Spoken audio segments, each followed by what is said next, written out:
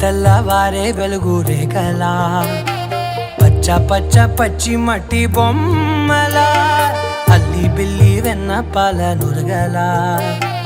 అచ్చ తెలుగు ఇంటి పూల కొమ్మలా దేవదేవుడే పంపగా ఇలా దేవతే మా ఇంట అడుగే పెట్టెనంట బ్రహ్మ కళ్ళలో కాంతులే మా అమ్మలా మా కోసం మళ్ళీ లాలి పాడేనంట.